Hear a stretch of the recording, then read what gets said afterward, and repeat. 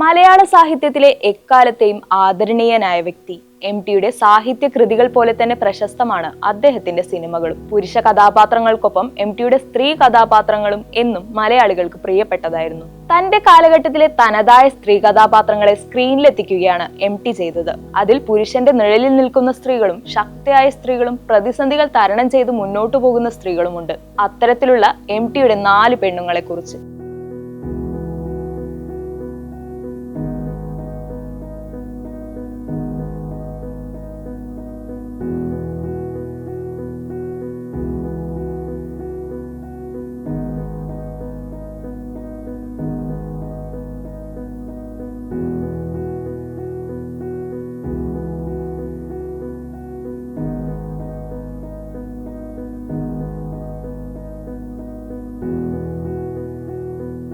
അമ്മുക്കുട്ടി. ഐ.വി. ശശി സംവിധാനം ചെയ്ത് എം.ടിയുടെ രചനയിൽ 1984 പുറത്തിറങ്ങിയ ചിത്രമാണ് ആൾക്കൂട്ടത്തിൽ തനിയെ. മമ്മൂട്ടിയും മോഹൻലാലും കേന്ദ്ര കഥാപാത്രമായ ചിത്രത്തിലെ സീമയുടെ അമ്മുക്കുട്ടിയെ ആർക്കും മറക്കാനാകില്ല. പ്രണയത്തെ തന്റെ ജീവനേക്കാളും ഉയർത്തിപ്പിടിച്ച പെണ്ണായിരുന്നു അമ്മുക്കുട്ടി.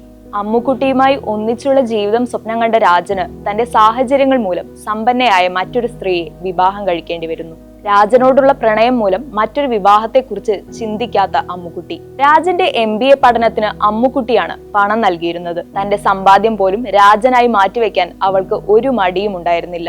അയാളുടെ വിവാഹശേഷം അയാളുടെ കുഞ്ഞിനെ പോലും അമ്മുക്കുട്ടി നോക്കുന്നുണ്ട്. രാജനോടുള്ള അതിരു കവിഞ്ഞ സ്നേഹത്തിനും സഹാനുഭൂതിക്കും ഇടയിലും ഒറ്റപ്പെട്ടവളായിരുന്നു അവൾ. ഇഷ്ടപ്പെട്ട പുരുഷൻ കൺമുന്നിൽ നിന്ന് വിട്ടുപോകുമ്പോഴും തകരാതെ അവൾ ജീവിതം മുന്നോട്ട് കൊണ്ടുപോയി. നിസ്സഹായയായ പ്രണയിനിയും സഹനത്തിന്റെ പ്രതീകവുമായാണ് എം.ടി അമ്മുക്കുട്ടിയെ വരച്ചിട്ടത്. 1988 എം.ടിയുടെ രചനയിൽ ഹരിഹരന്റെ ആരണ്യകം പുറത്തിറങ്ങിയത്. നക്സലൈറ്റ് ആയ കഥാനായകനും അയാളെ പിന്തുടരുന്ന പെൺകുട്ടിയുമാണ് ആരണ്യകത്തെ മുന്നോട്ട് കൊണ്ടുപോകുന്നത്. നടി സലീമയുടെ അമ്മിണി എന്ന കഥാപാത്രം ജിജ്ഞാസയും സ്നേഹവും ഊർജ്ജസ്വലതയുമുള്ള 16കാരി.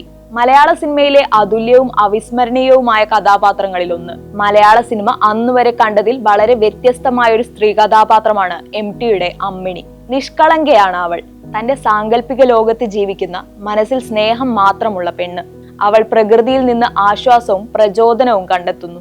നക്സലിസത്തിന്റെയും തനിക്ക് ചുറ്റുമുണ്ടാകുന്ന ചെറുത്തുനിൽപ്പിന്റെയും സങ്കീർണതകൾക്കിടയിൽ അമ്മിണി അവളെ തന്നെ കണ്ടെത്തുകയാണ്.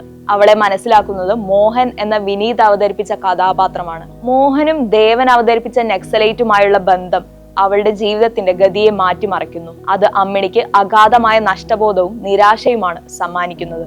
മോഹന്റെ മരണം അമ്മിണിക്ക് താങ്ങാവുന്നതിലും അധികമാണെങ്കിലും അത് അവളുടെ ആത്മാവിനെ തകർക്കുന്നില്ല. വിയോജിപ്പിന്റെ ശബ്ദത്തെയും വ്യവസ്ഥാപിതമായ അടിച്ചമർത്തലുകൾക്കെതിരെയുള്ള യുവത്വത്തിന്റെ തിരിച്ചറിവിനെയുമാണ് അമ്മിണി പ്രതിനിധീകരിക്കുന്നത്.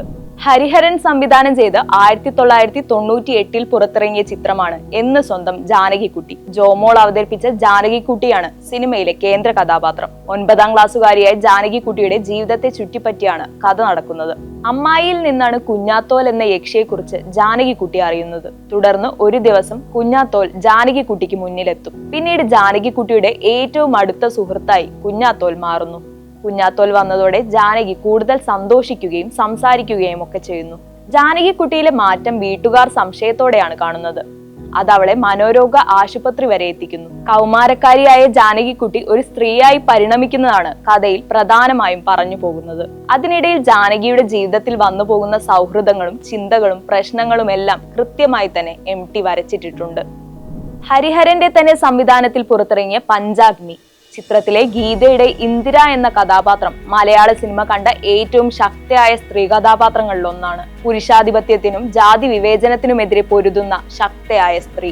നക്സലേറ്റായ ഇന്ദിര പരോളിനിറങ്ങിയ ശേഷം സംഭവിക്കുന്ന കാര്യങ്ങളാണ് ചിത്രത്തിൽ പറഞ്ഞു വെക്കുന്നത്. അവറാച്ചൻ എന്ന ജന്മിയെ കൊന്നാണ് ഇന്ദിര ജയിലിൽ പോകുന്നത്. ഇന്ദിരയുടെ അമ്മ സ്വാതന്ത്ര്യ സമര പോരാളിയായിരുന്നു.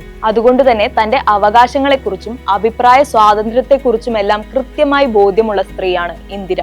പുരുഷാധിപത്യത്തിനെതിരെ ഉറക്കെ ശബ്ദമുയർത്തിയ കഥാപാത്രമാണ് എം.ടിയുടെ ഇന്ദിര. ഒരു ആദിവാസി സ്ത്രീയെ പീഡിപ്പിച്ച് കൊലപ്പെടുത്തിയ ജന്മിയെ കൊന്ന ഇന്ദിര സിനിമ അവസാനിപ്പിക്കുമ്പോഴും പീഡിപ്പിക്കപ്പെട്ട ഒരു സ്ത്രീക്ക് വേണ്ടി വീണ്ടും കൊലപാതകം ചെയ്യുന്നുണ്ട്. സ്ത്രീ ശാക്തീകരണത്തിനായും താഴെത്തട്ടിലെ സ്ത്രീകൾ അനുഭവിച്ചു പോന്നിരുന്ന ചൂഷണങ്ങൾ ഇല്ലാതാക്കാനും വേണ്ടി സ്വന്തം ജീവിതം മാറ്റിവെച്ച കഥാപാത്രമാണ് ഇന്ദിര. അതിനിടയിൽ സ്വന്തമായൊരു ജീവിതം അവൾ സ്വപ്നം കണ്ടിട്ടേയില്ല. എങ്കിലും ഉള്ളിന്റെ ഉള്ളിൽ എവിടെയോ അവൾക്ക് വേണ്ടി കൂടി ജീവിക്കാൻ അവൾ തയ്യാറായിരുന്നു. റഷീദ് എന്ന മാധ്യമപ്രവർത്തകനുമായി സിനിമയുടെ അവസാനത്തിൽ ഇന്ദിര പ്രണയത്തിലാകുന്നുണ്ട്. എന്നാൽ അവളുടെ സുഹൃത്ത് ശാരദയുടെ വീട്ടുജോലിക്കാരിയെ ശാരദയുടെ ഭർത്താവ് രാജനും കൂട്ടുകാരും കൂട്ടബലാത്സംഗം ചെയ്യുന്നത് കണ്ട ഇന്ദിര വീണ്ടും പ്രതികരിക്കാൻ നിർബന്ധിതയാവുന്നു. രാജനെ കൊലപ്പെടുത്തിയ ശേഷം അവൾ സ്വമേധയാ പോലീസിൽ കീഴടങ്ങി. നിസ്വാർത്ഥയാണ് MTയുടെ ഇന്ദിര. സ്ത്രീകളുടെ അവകാശങ്ങൾക്കും സന്തോഷത്തിനുമായി പോരാടിയ ശക്തയായ സ്ത്രീ കഥാപാത്രം.